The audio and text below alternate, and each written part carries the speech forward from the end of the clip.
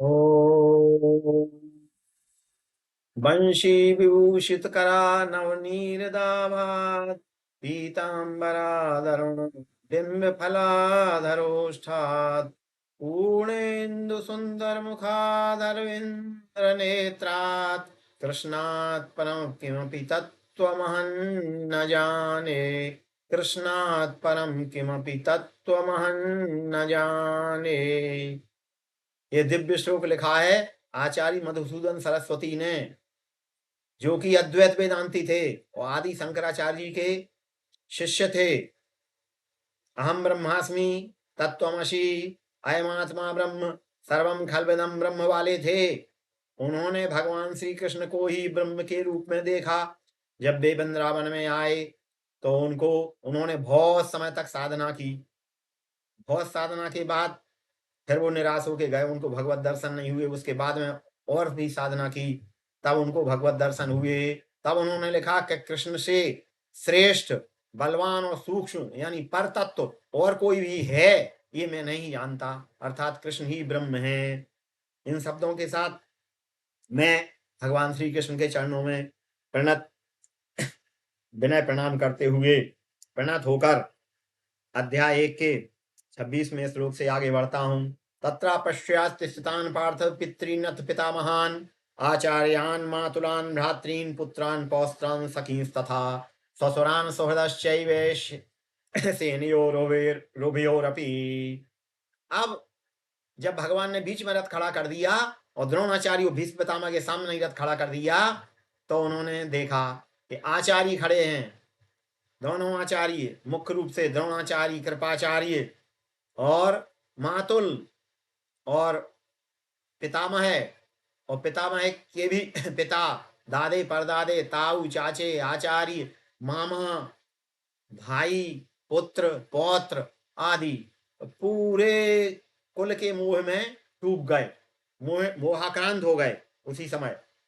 तो यहाँ मातुल शब्द पे विचार करते हैं। मातुल का अर्थ होता है मामा, और मामा मुख्य रूप से सब जानते हैं, महाभारत में मामा मुख्य रूप से दो हैं, और भी हैं पर दो पे विचार विमर्श करेंगे। एक मामा शकुनी, जो कि गांधार देश से आए थे और कितनी विकट परिस्थिति में आए थे सबको मालूम है कि अंधे धृतराष्ट्र के लिए भीष्म पितामह ने शकुनी की बहन गांधारी, जो अत्यंत सुंदर थी, उनका हरण करके लाके और उनका विवाह करा दिया था।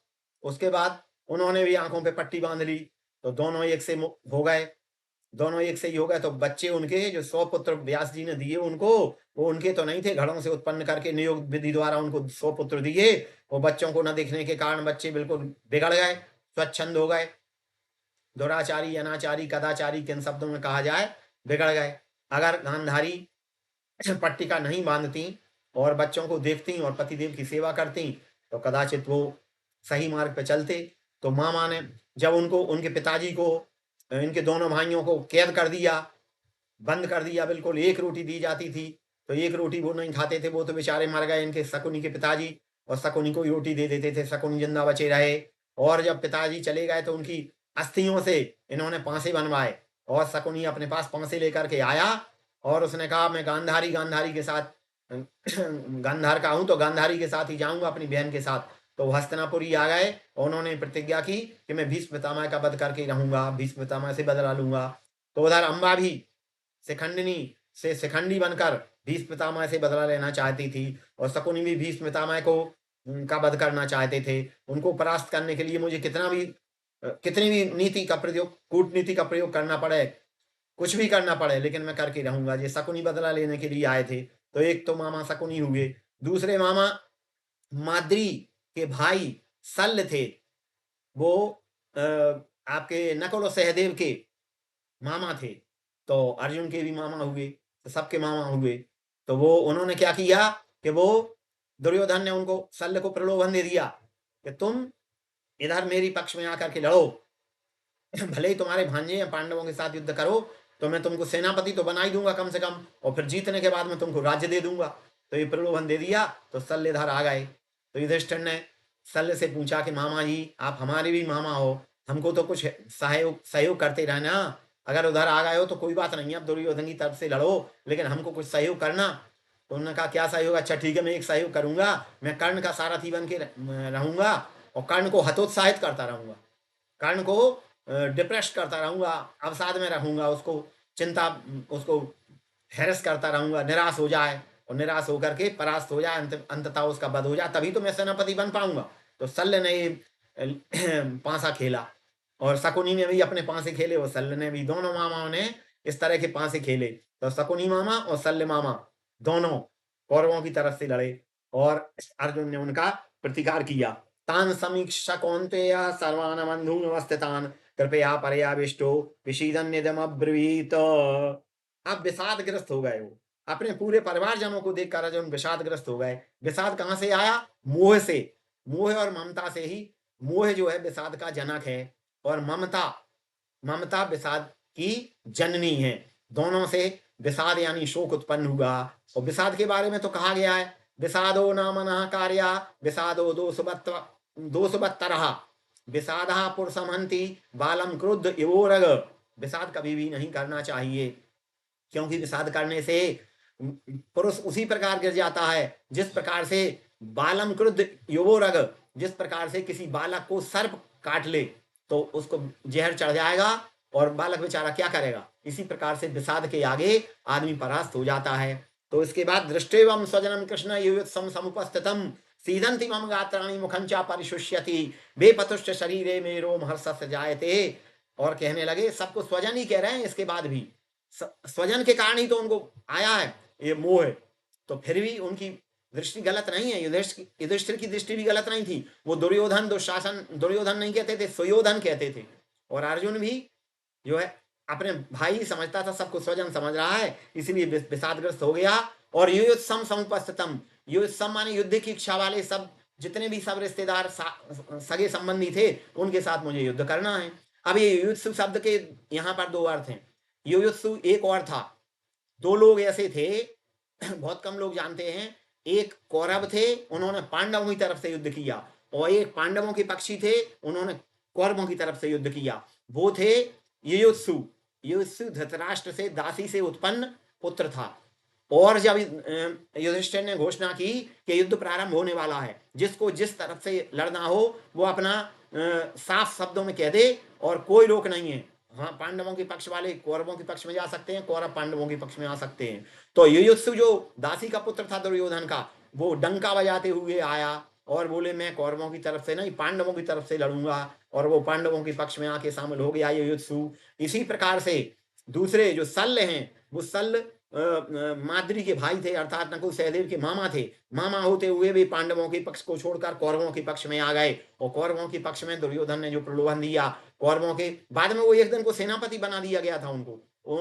उसने हताश कर के कर्ण को जब वध करा दिया, तो वो 17वें दिन के बाद 18वें दिन शल्य ही सेनापति बने। उनके नाम पे महाभारत में शल्य पर्व लिखा गया है। तो इस प्रकार से ये दोनों लोग ऐसे थे जो एक युद्ध कौरवों से पांडवों की तरफ आ गए, और शल्य पांडवों से कौरवों की तरफ से आकर के लड़े।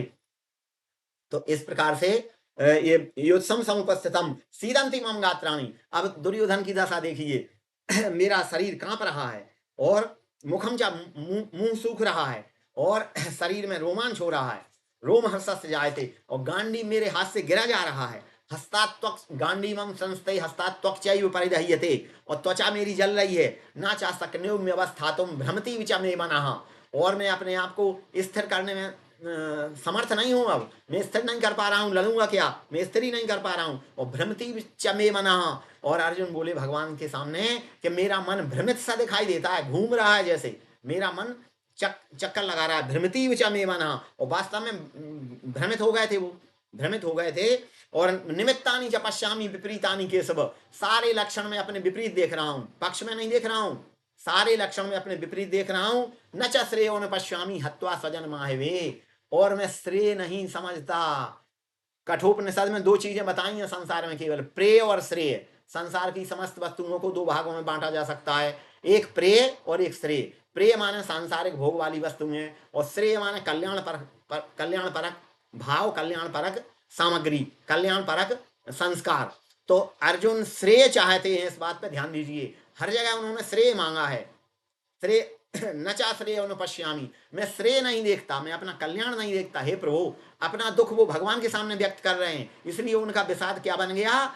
विषाद योग बन गया, क्योंकि परमात्मा से मिलाना चाहते हैं। यहाँ मोह के कारण अर्जुन तनावग्रस्त हो गए, टेंशन में आ गए, और अवसादग्रस्त हो गए, डिप्रेशन में आ गए, और डॉक्टर तो स्ट्रेस भी कहते हैं, स्ट्रेस ग्रस्त हो गए।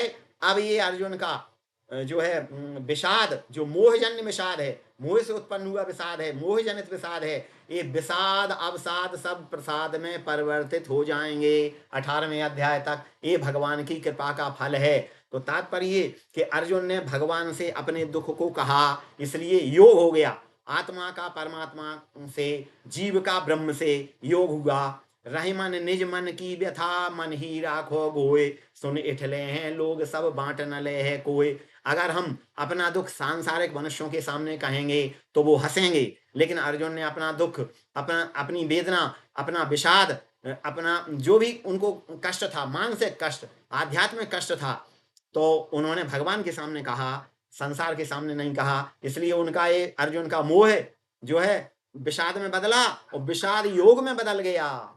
मोह से विषाद और विषाद से योग, भगवान के सामने कहने से उनका विषाद योग में परिवर्तित हो गया। इसलिए इस अध्याय का नाम व्यास जी ने नहीं रखा, वो तो बाद में पुष्पिका बनी, उसमें अर्जुन विषाद योग ऋषियों ने रख दिया। अर्जुन विषाद योग इसको कहते हैं, क्योंकि मोह ही विषाद में परिवर्तित हुआ और विषाद योग में बदल गया, क्योंकि भगवान के सामने उन्होंने अपने विषाद को प्रकट किया। भगवान ने उसको स्वयं से मिल जाने के कारण, वो केवल भगवान को ही चाहते थे, सेना भी नहीं पसंद की उन्होंने, भगवान के सामने कहने से वो विषाद योग में परिवर्तित हो गया।